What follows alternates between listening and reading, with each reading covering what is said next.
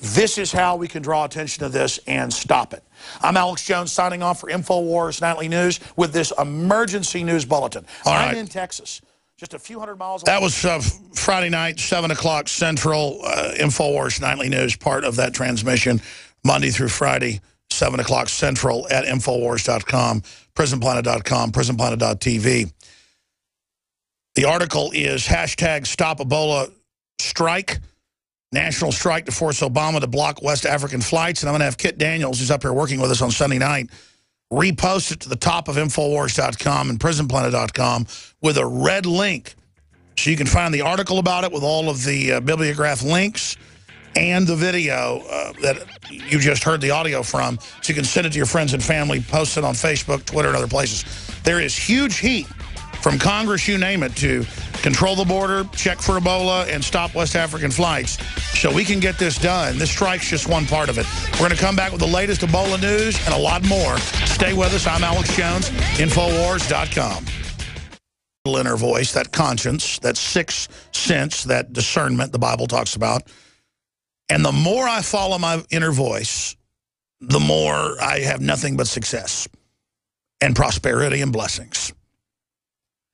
Until I've gotten to the point where I follow my inner voice about 90% of the time.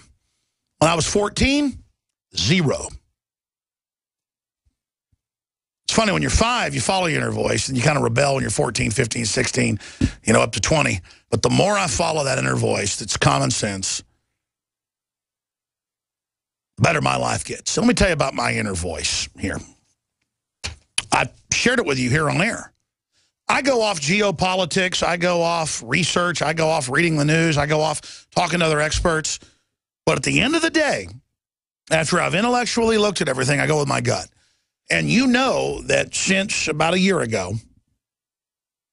a little less than a year ago, about 11 months ago, I began going on air saying I believe next winter is going to be MRSA, flesh-eating bacteria, hellish flu.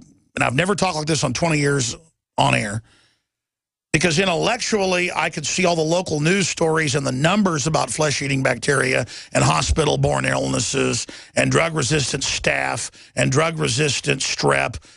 But I also had 3 family members die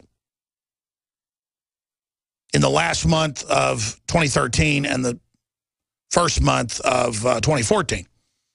And I talked to the doctors at the big hospitals where they were dying, and I did the research, and they just said that the antibiotics don't work anymore. We need to stop feeding them to farm animals so we can have them in unsanitary conditions. It's creating superbugs. And so I said that I was doing everything I could this year to get my immune system straight and to get in as best a shape as I could and to get my family as in best shape as I could, because I said on air over and over again that I saw a biological crisis in the winter of 2014, 2015. I'm on record hundreds of times. People thought I was pretty weird, warning about something that hadn't even shown up yet. My gut saw family dying. My guts and my intellectual side, talking to doctors, realized there was a lot of mystery illnesses and stuff going on that nobody was talking about. And I was at the cemetery every couple of weeks burying somebody. My dad had pneumonia for 2 months. I had it for a month and a half. I've never had that in my life. Antibiotics didn't work, folks. I had to go alternative. We're talking a month of coughing up blood. We're talking about having trouble being on air every day. Coughing so much that your chest and muscles in your belly ache. Coughing up chunks of my throat. So there's a perfect storm of drug-resistant, antibiotic-resistant bacteria and drug-resistant viruses, and that's on record. You don't have to have a gut to know that. You don't have to have a sixth sense to know that. You can see it in the numbers. So when Ebola, previously the biggest outbreaks were 30-something people. When Ebola infects hundreds of thousands, kills 4,500, that's a whitewash number. It's probably in the hundreds of thousands from the numbers we've seen. They are really covering up. when the UN says 1.4 million are going to get it by December, and then our government leaves the borders open and flies people in from Ebola-stricken countries that aren't even citizens, and then sends janitors to clean up the vomit in the house with no breathing apparatus, zero, not even gloves, and they send this guy's kids to school, and they don't clean up the ambulance, and they send him to a regular hospital, and they get on the news and say, 0 chance you can get it. 0 chance. This thing doesn't show signs for 3 days like it used to. It's 21 days. It's mutated hundreds of times. It clearly is beginning to go airborne. That's even in the New York Times now. They're covering it up. And people's gut tells them this government has lied to us on every front. Even the Huffington Post, that's an arm of Obama, says that Ebola toll in West Africa is likely hugely underestimated. No kidding. There are whole towns where there's just dead bodies piled up everywhere and all over the streets. It ain't 4,000. It's probably like 1 million. I mean, it is 5 countries collapsing. By the way, AP reported on Friday, we covered this earlier in that piece, that the countries all around them seal their borders, put troops with machine guns on their borders, and stopped the flights months ago. 0 spread. 0 spread in those countries. And every other country, Central, South America, the Caribbean, Europe, they all banned flights months ago. We haven't. And Obama sits up there with a straight face, and he says, hey, not going to happen. Nothing's going to happen. Or now that it's here, it's no big deal. It probably won't spread. And all the experts say, leave the flights open. Bull, bull, bull. All they got to do is not issue West Africans visas for a few months.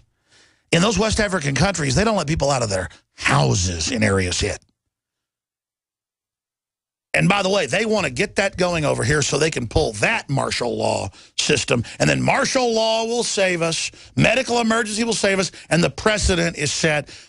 It's even in the news. Type in the headline, Obamacare gets a boost from Ebola. Or why Ebola is good for Obamacare. Yeah, big federal response. The media will say Obama's a savior when he's the opposite. So we've got to ask the question today. And I want to talk to medical workers, nurses, doctors, epidemiologists, virologists, police officers, jail staff.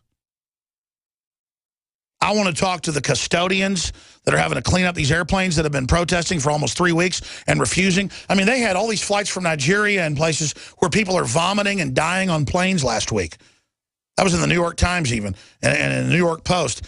And they're just like, don't worry, there's no Ebola, without even doing a medical check. It just lands. We got a dead guy on board, died vomiting.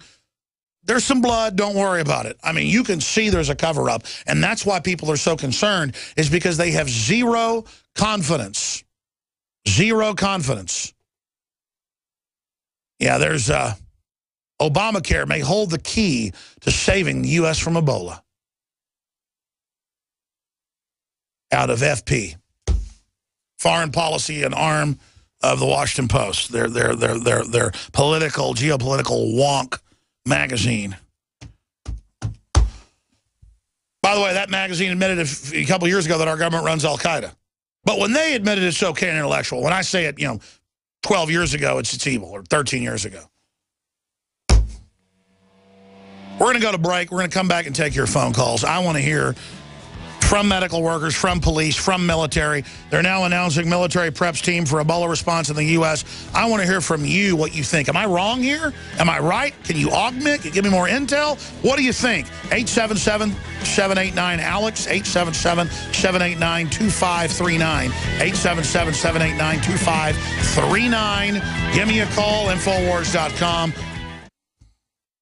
Another major health threat, this one in Toledo, Ohio, where everybody in the entire city has been told not to drink the water. Ohio's governor declaring a state of emergency. Did you know that the average person uses about 80 to 100 gallons of water at home every single day? If there's a water emergency, will you be prepared? Panicked residents forming long lines throughout the day. We're here at a supermarket in Toledo. You can see the shelves empty where water once was. To stay safe and healthy during a crisis, you must must have access to safe, clean water. Water which will not be available at your local grocery store. There's a mad dash on right now to stock up on supplies. The ProPure Pro 1 G2.0 water filtration system is a must-have for every modern, independently minded household. Protect your family's safety during an emergency. Go to